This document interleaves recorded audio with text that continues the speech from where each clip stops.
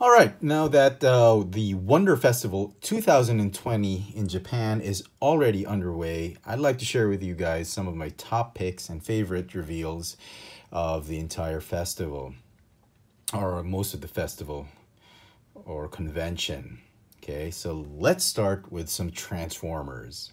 Now, first up, we have the last two remaining Constructicons from the Studio Series line to form a Devastator. We've got Scrapper and Overload, and they are looking absolutely fantastic.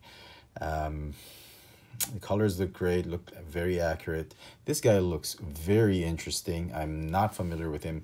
He's like, I don't know if he really appeared in the movie. He's like a blink and you miss him kind of character. I don't know, but we'll have to wait and see. Definitely one of the I think the more interesting of the pair. He's got like 4 arms, short stubby legs, and wow, it's a leader class, I believe, and looking good. And then Scrapper, look at this guy. Wow.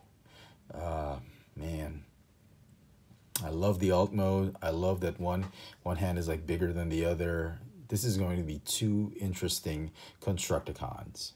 And finally, we see the built Devastator. Wow, look at this guy. Absolutely amazing.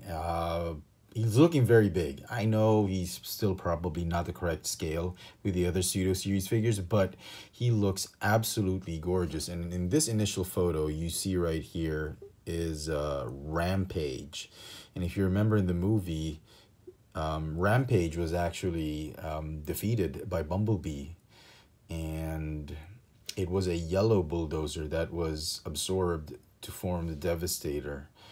So we'll probably be getting a yellow left leg in the form of Skipjack sometime soon down the line in the Studio Series line. But this one, as it is, looks absolutely gorgeous. And here's another angle at Devastator, looking absolutely fantastic.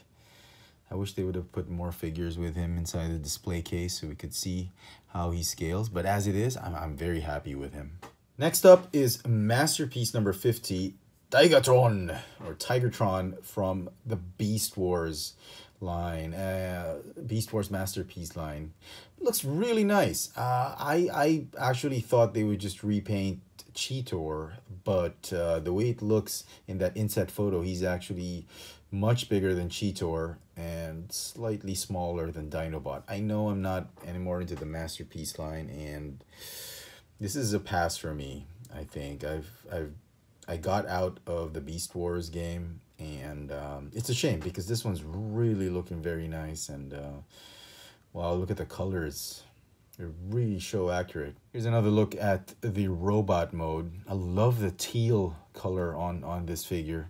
Next up is the combined mode of the Seacons, which forms Piranhacon.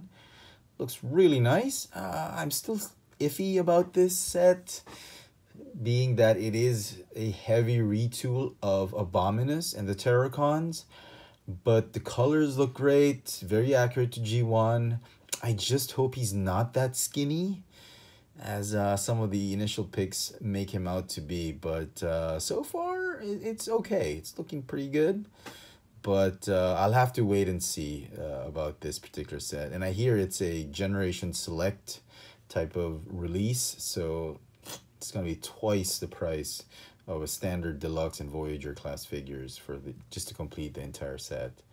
So I don't know, I might get it. I'd love to get it if the price is not too restrictive, but yeah, he's like the last combiner for all the Gestalts, all the combiners we've had, and it would be nice to complete all the combiners.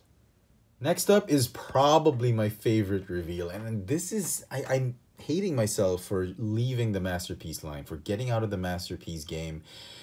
Hasbro Takara Tomy does this. They release one of my favorite Autobots, RC, in the Masterpiece line, and she is looking absolutely gorgeous.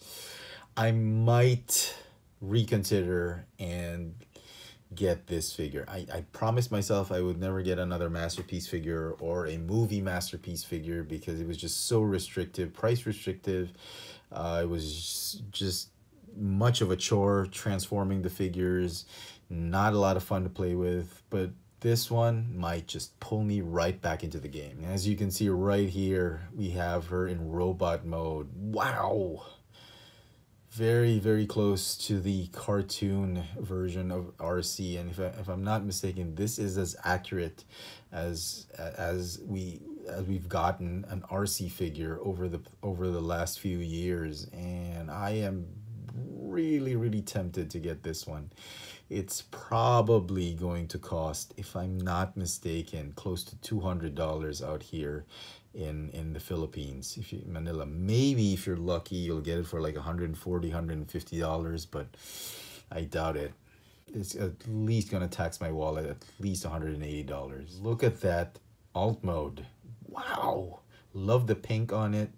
Pink, white, gray. Probably even the most accurate one we've seen.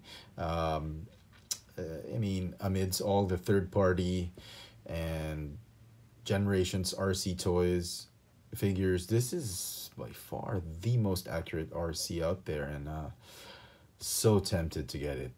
And here she is with some of other friends.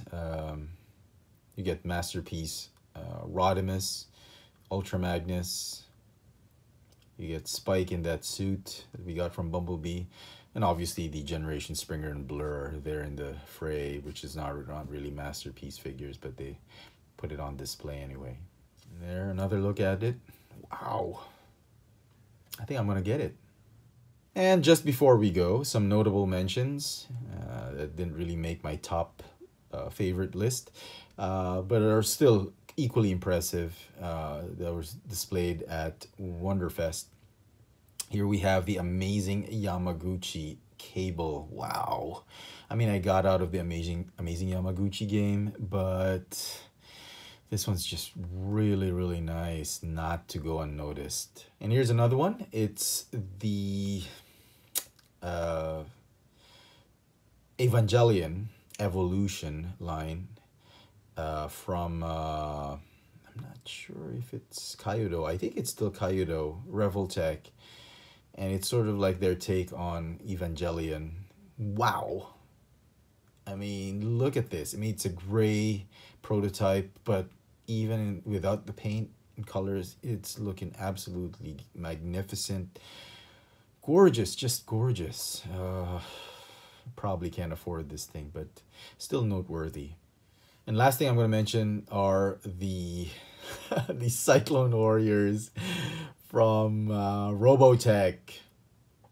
Oh my goodness, this is probably my favorite. I like this series even more than the first version, where they fought the Zentradi, and with the Valkyries, Roy Fokker, and all those were classics. I love them. But the third season, which had them in these motorcycle mech suits, oh, this was my absolute favorite. I watched it after class, after school. I would go home, watch them in the afternoon, and I was hooked on this show. And I think the enemy was the Invid, and wow, there were like 3 of them. Each motorcycle did it transform into different armor, blue, red, and green. And I think they had another mech. They had a mech, a robot that transformed into a jet, the Beta unit or something like that. But it was great. It was a great show. So there you go, folks. That's my little take on the reveals shown at the Wonder Festival 2020 in Japan. I hope you've enjoyed it. Let me know which ones were your favorite. If there were other reveals during the show that you thought were also worth mentioning and were your favorites, do let me know in the comments section below. And hit that notification bell so you never miss out on any of my latest video reviews. That has been my top picks for the 2020 Wonder Festival in Japan. Thanks for watching.